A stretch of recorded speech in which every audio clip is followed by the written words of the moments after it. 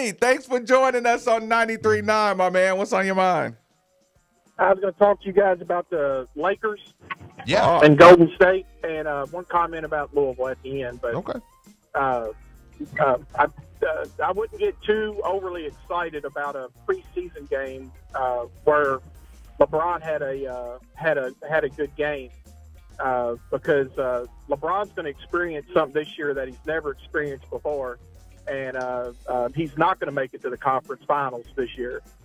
They won't even be, in my opinion, I'd be willing to bet that they never even, the entire 4 years that he's there, that they'll never be a 5 seed or better than a 5 seed coming out of the West.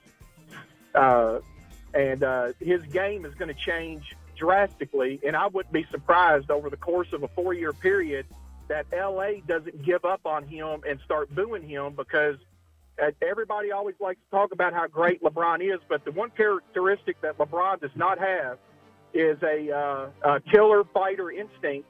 He's a quitter.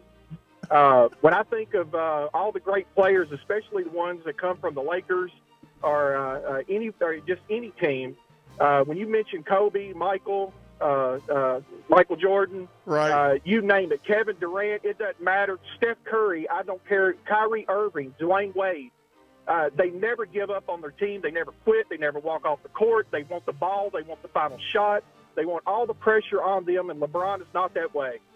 He's a quitter, and he's a passer at the end of the game, and that's just what he does. And I guarantee you within 4 years, they'll never make it to a championship. They'll never be better than a 5 seed coming out of the West.